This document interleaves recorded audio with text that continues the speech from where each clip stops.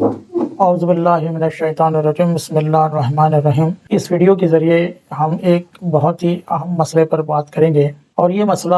صرف مسلمانوں کے حد تک نہیں ہے بلکہ تمام انسانیت کا بہت بڑا مسئلہ ہے، اور وہ مسئلہ ہے معیشت کا، یعنی اکانومی کا مسئلہ۔ آج آپ دیکھیں گے کہ دنیا کی حالت ایسی ہو گئی ہے کہ پورا دنیا کا جو خزانہ ہے وہ 1% لوگوں کے ہاتھ میں چلا گیا ہے۔ یعنی آپ سوچئے کہ ٹریلین ملین ڈالر کی سمپتی رکھنے والے بھی لوگ ہیں، بلین ڈالر سمپتی رکھنے والے بھی لوگ ہیں، ان کے پاس اتنا خزانہ ہے کہ ان کو اپنا خزانہ چھپانے کے لیے یا اس کو بچانے کے لیے بڑے بڑے کمپنیز کو ہائر کرنا پڑتا ہے۔ اور ایک طرف یہ ہے کہ ہر کنٹریز میں کی بات کر رہا ہوں میں، چاہے انڈیا ہو، پاکستان ہو، بنگلہ دیش ہو، یہاں تک کہ ڈیولپ کنٹریز میں بھی کئی ایک انسان ایسے ہیں کہ ان کو اگر وہ کام پر نہ جائیں تو ان کی روزی روٹی نہیں چلے گی، اگر وہ محنت کر کے کچھ پیسہ نہ کمائیں تو وہ ان کی زندگی کی گاڑی آگے نہیں چلے گی۔ یہاں تک کہ اگر کوئی بڑا ایشو ان کے سامنے آتا ہے، یعنی پیسوں کے معاملے میں، جیسے کوئی بیمار ہوتا ہے، ان کو قرض لینا پڑتا ہے۔ مثال کے طور پر کسی کے گھر میں شادی ہے، کوئی گاڑی لینا چاہتا ہے، کوئی اور ایسے مسئلے آتے ہیں تو ان کو لون لیے بغیر ان کے کام نہیں چلتے۔ اور ایک طرف ایسے لوگ ہیں کہ ملینز آف ڈالرز کے ان کی گاڑیوں سے ان کا جو گیراج ہے وہ بھرا ہوا ہے، اور ان کے پاس ایسے میشنز ہیں، ایسے قصر ہیں، ایسے گھر ہیں کہ آپ سوچ بھی نہیں سکتے۔ تو دیکھیے کس طرح یہ سب ہوا، کس طرح غربا اور فقراء اور عمرہ کا یہ جو بہت بڑا ڈفرنس ہے یہ کس طرح پیدا ہوا۔ ایسا نہیں کہ ان لوگوں نے محنت کیا ہو اور کمایا اور آپ لوگ محنت نہیں کر رہے، بلکہ غریب لوگ تو کم، میں سمجھتا ہوں زیادہ محنت کرتے ہیں۔ تو یہ محنت کی بات نہیں ہے، بلکہ یہ ایسا نظام ہے، یہ نظام کی وجہ سے ہوا ہے، یہ سسٹمز کی وجہ سے۔ اور سب سے بڑا جو کلپرٹ میں سمجھتا ہوں کہ آج بے روزگاری اور فقیری اور غریبی اور تنگ دستی اور قرض میں ڈوبے ہوئے لوگ جو آتم ہتیا کر رہے ہیں، خودکشی کر رہے ہیں، یہ حالات پیدا ہوئے ہیں، اس کا سب سے بڑی وجہ یا سب سے بڑا کارن اور سب سے بڑا کلپرٹ میں کہوں گا وہ ہے سودی نظام، انٹرسٹ بیسڈ بینکنگ سسٹم۔ انہوں نے اسی طریقے سے یہ سود کے ذریعے ہی ایسا نظام قائم کیا کہ پورا پیسہ عمرہ کے پاس آتا چلا گیا، اور امیر لوگ امیر سے امیر ہوتے گئے، اور غریب لوگ غریب سے غریب ہوتے جا رہے ہیں، اور یہاں تک کہ قرض لینے پر مجبور ہوتے رہتے ہیں، اور قرض چکا نہیں سکتے، یہاں تک کہ ان کی جو سمپتی ہے وہ بھی چلے جاتی ہے۔ یہ سودی نظام کی وجہ سے ہے۔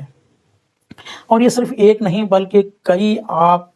مثالیں دیکھیں گے، پیپروں میں آئے دن آتا رہتا ہے، اور آپ گوگل سرچ کریں گے تو آپ کو پتہ چلے گا کہ کتنے لوگ قرض کی وجہ سے خودکشی کر چکے ہیں، اور کتنے لوگ اپنے گھر گنوا چکے ہیں، اپنی زمینیں گنوا چکے ہیں، اپنی گاڑیاں گنوا چکے ہیں، یہاں تک کہ اپنی سمپتی جو بھی ہے وہ گنوا چکے ہیں۔ اور میں یہ نہیں کہوں گا کہ صرف یہ ایک ہی کلپریٹ ہے، بلکہ یہ سب سے بڑا کلپریٹ ہے، یہ سب سے بڑی وجہ ہے۔ اور یہ جو سود ہے پہلے سے چلا آ رہا ہے۔ آپ کہیں گے کہ یہ تو بزنس ہے،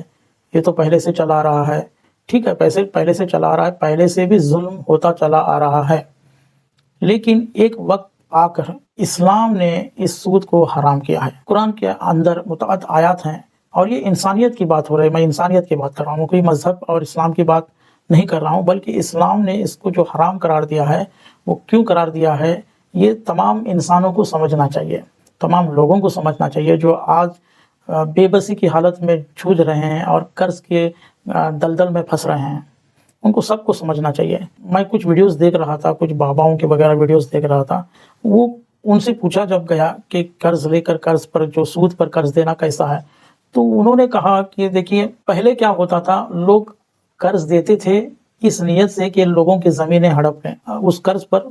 سود لگاتے تھے، اور لوگ قرضہ واپس نہیں کر سکتے تھے، اور ان کو اپنی زمینیں وغیرہ گنوانا پڑتا تھا۔ لیکن آج جو بینک وغیرہ جو دیتی ہے وہ جائز ہے، تو میں اس سے اتفاق نہیں رکھتا۔ کوئی بھی جو حرام کردہ چیز ہے، چاہے چھوٹا ہو یا بڑا ہو، شراب اسلام کے اندر حرام ہے، تو ایسا نہیں کہ ایک پوری بوتل پی جائے تو حرام ہے اور ایک گھونٹ حلال ہے، ایسا نہیں ہے۔ تو اسی طریقے سے میں سمجھتا ہوں کہ سود چاہے 1% ہو یا 0.1% ہو، چاہے ایک دن کے لیے ہو یا اس طریقے سے ہم کو یہ دکھایا جاتا ہے کہ ہم نے قرض دے کر بہت بڑا احسان کیا اور ہم ایک نیک کام کر رہے ہیں،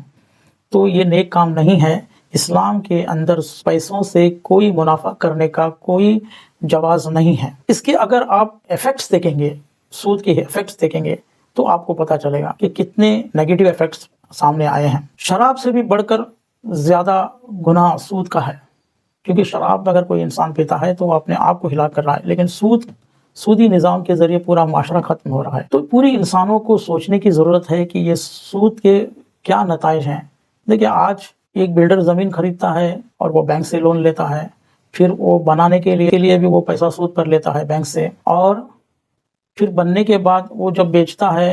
اور جو کسٹمر اس سے خریدتا ہے بینک سے ہی لون لینا پڑتا ہے، تو تمام پیسہ بینک میں چلا گیا ہے۔ کیوں؟ کیونکہ کہیں نہ کہیں لوگوں کے اندر بھی یہی ہے کہ ہم بینک میں رکھیں گے تو ہم کو اتنا سود ملے گا، اور اس طرح خرچ کرنے کا، ایک دوسرے کو ہیلپ کرنے کا یہ سسٹم پورا ختم ہو رہا ہے۔ آج دیکھیے چھوٹی چھوٹی کمپنیاں آ رہی ہیں سود پر پیسہ دینے کے لیے، یہاں تک کہ ہم نے دیکھا ہے کئی مسلمان اس میں ملوث ہیں، اسی لیے کیونکہ ہم نے کہیں نہ کہیں بینکنگ سسٹم کو صحیح ٹھہرایا ہے۔ بینک میں کام کرنے کو کہیں نہ کہیں ہم نے الٹا ناک پکڑ کر اس کو صحیح ٹھہرایا ہے۔ اگرچہ یہ ٹرینڈ بنا ہے کہ انویسٹمنٹ،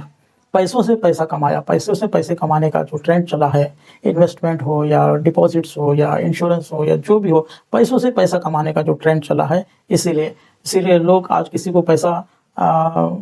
اگر کوئی مانگتا ہے تو بغیر اپنے فائدے کے نہیں دینا چاہتے۔ ہم کو پہلے سمجھنے کی ضرورت ہے کہ اللہ اس کے بارے میں کیا کہہ رہا ہے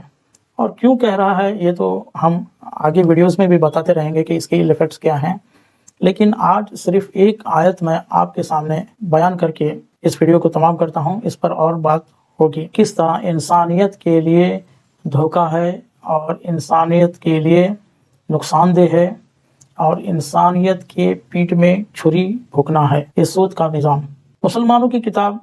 قرآن میں یہ آیت ہے کہ الذین یاکلون الربا، جو لوگ سود کھاتے ہیں، یعنی پیسوں سے پیسہ، صرف ٹائم کا جو پیسہ لیتے ہیں، پیسہ دیتے ہیں اور پھر اس میں جتنا ٹائم چلا جاتا ہے اس کے اوپر زیادہ منافع لیتے ہیں۔ اگر کوئی آپ چیز لے کے اس کے اندر بیچتے ہیں تو وہ حرام نہیں ہے، وہ بزنس کہلایا جائے گا، لیکن کسی کو قرض دے کے، لینڈنگ کر کے آپ جو پیسہ زیادہ لیتے ہیں، وہ چاہے 1 روپیہ ہو، یہاں تک کہ میں کہوں گا کہ کسی کو اگر آپ لینڈنگ کرتے ہیں، قرض دیتے ہیں اور پھر سود کا نام نہ لیتے ہوئے کوئی دوسرا نام لے کر اس سے زیادہ پیسہ لیتے ہیں، چاہے وہ ڈونیشن ہو یا اور کچھ ہو، یہ بھی ایک طرح سے حرام ہی ہے، کیونکہ آپ نے صرف ایک مجبور انسان کو پیسہ دیا ہے اور اس سے اس کی مجبوری کا فائدہ اٹھاتے ہوئے آپ نے کمپلسری ڈونیشن لیا ہے۔ یہاں تک کہ یہ جو چارجز لیتے ہیں لیٹ فیس بول کے، وہ بھی میری نظر میں غلط ہے، کیونکہ اللہ کیا کہتا ہے، اگر آپ کسی کو قرض دیتے ہیں تو وہ پیور چیریٹی ہونا چاہیے، یعنی آپ کے پاس ہے، آپ نے دیا ہے، اور اگر وہ لیٹ دے رہا ہے تو اس کو مہلت دینا چاہیے، اور اگر وہ دے نہیں سکتا ہے تو آپ اگر اس کو معاف کریں گے تو بہت ہی آپ کے لیے جزا ہے۔ لیکن ایسا نہیں کہ ہر ایک انسان ایسا کرے گا، بلکہ کبھی ایک بار ایسا بھی ہو سکتا ہے کہ کوئی قرضہ دیا ہے اور بغیر سود پہ اس نے لیٹ کیا ہو، یہ ہوتا رہتا ہے۔ تو چیریٹی ایک الگ چیز ہے، اور اس سے آپ مال کما رہے ہیں، اس کے مجبوری کا فائدہ اٹھا رہے ہیں، یہ سود ہے۔ آئیے چلتے ہیں اس آیت کی طرف چلتے ہیں جو قرآن کہتا ہے،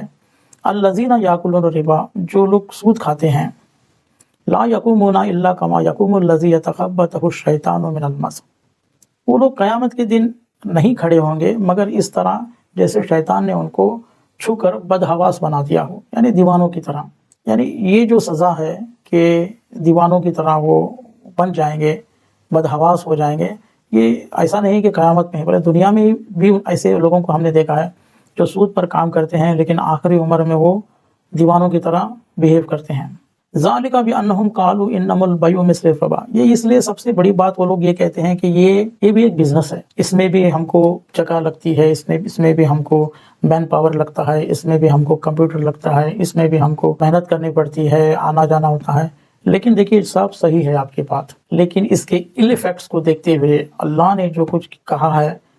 اس کو دیکھتے ہوئے ماننا پڑے گا کہ یہ سسٹم غلط ہے۔ ذالک بانہم قالوا انما البیع مثل الربا، یہ لوگ کہتے ہیں کہ بزنس کی ہی طرح ہے، بزنس ہی ہم کر رہے ہیں۔ اور آج इतना ये फैल चुका है कि इसको अगर हम बिजनेस नहीं करेंगे तो पूरा जो स्टडी ऑफ इकोनॉमिक सिस्टम वाले जो हैं वो हम पर हंसेंगे। इस तरीके से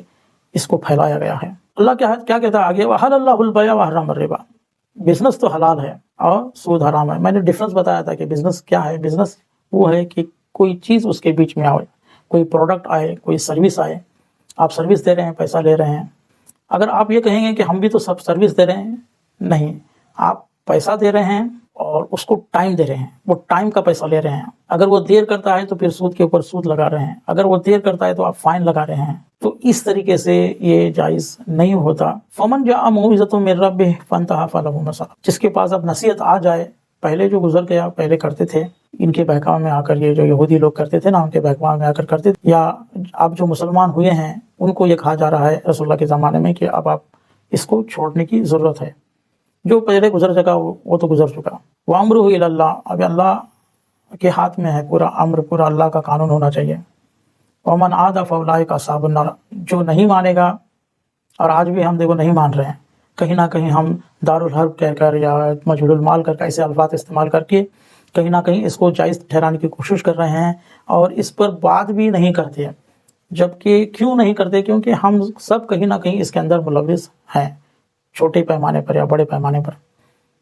वमन आदा फउलाइका अस्हाबुन नार, वो लोग अस्हाबुन नार हैं,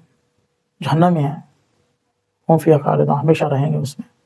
तो आज के लिए इतना काफ़ी है, इंशाअल्लाह और इस पर हम कंटिन्यू बात करेंगे। अब हमारी वीडियोस को देखते रहें। ये एक सीरीज़ है IGL की तरफ से जो सिस्टम्स पर बात करता है। अभी इकोनॉमिक सिस्टम पर हम बात कर रहे हैं।